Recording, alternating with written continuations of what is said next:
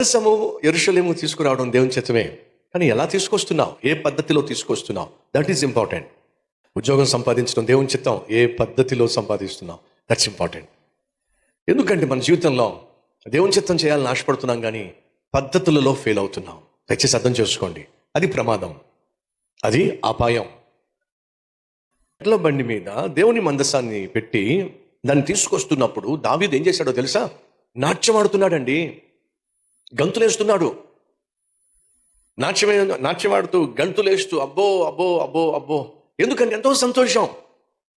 కానీ సడన్ గా దావీదు ఉలిక్కిపడ్డాడు. మీలాగే ఉజ్జానే వాడు వెళ్ళి మందసాన్ని పట్టుకోబోయాడు, అక్కడికక్కడే దేవుడు చంపి పడేశాడు. దావీదు వణికిపోయాడండి.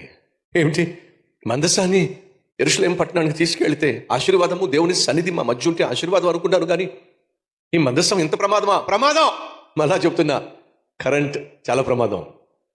సరిగా హ్యాండిల్ చేయకపోతే తడి చేతులతో తడి కాళ్ళతో కరెంటు జోలికి వెళ్ళకండి. ఎందుకని?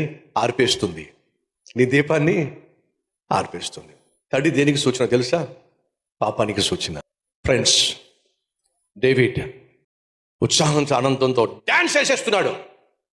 సడన్ గా అరుపు వినిపించింది. దావీదో, ఎవడో చచ్చిపోయాడు. ఎందుకు చచ్చిపోయాడు? మందసాన్ని ముట్టుకోబోయాడు, దెబ్బ చచ్చిపోయాడు. వణికిపోయాడండి దావీదు.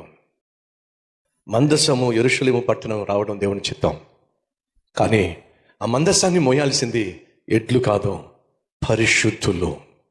అక్కడ ఫెయిల్ అయ్యాడు. 2, అదే మందసాన్ని అక్కడ ఉన్నటువంటి మరొక ఆత్మీయుడు లేవీయుడు తన ఇంటికి తీసుకెళ్ళి, ఇదిగో నీ ఇంట్లో ఈ మందసం పెట్టుకో అని అంటే, అతడు ఆ మందసాన్ని తన ఇంటిలో పెట్టుకున్నంత కాలము అతడు బహుగా దీవించబడ్డాడు. అర్థం అవుతుందా? ఇప్పుడు హాస్పిటల్లో వెంటిలేటర్ మీద ఉంటారు, మిషన్స్ మీద ట్రీట్మెంట్ జరుగుతూ ఉంటుంది, ఆక్సిజన్ పైప్ ఉంటుంది, రకరకాల పరికరాలు బాడీకి పెట్టేస్తారు. అడుగుతున్నాను, సడన్గా కరెంట్ పోయింది అనుకోండి, వీడికి ఏం పోతుందో చెప్పండి? ప్రాణం పోద్ది. అనగా ఇప్పుడు ఈ వ్యక్తి ప్రాణాన్ని కాపాడేది నువ్వు చెప్పండి? కరెంటే. ఆ కరెంటే పోయిందంటే ప్రాణం పోద్ది. కరెంట్ సరిగ్గా వాడుకుంటే ప్రాణాన్ని కాపాడుతుంది, అదే కరెంట్తో పిచ్చి వేషాలు వేస్తే ప్రాణం తీసేస్తుంది.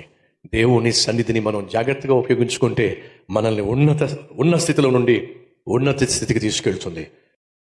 అదే దేవుని సన్నిధిని మనం నిర్లక్ష్యం చేసిన, ఆయన సన్నిధిని మనం దుర్వినియోగం చేసుకున్న, ఏం కాదులే అనే పనికి మాలిన ఆలోచనకు నువ్వు తావిచ్చిన ప్రాణం పోతుంది.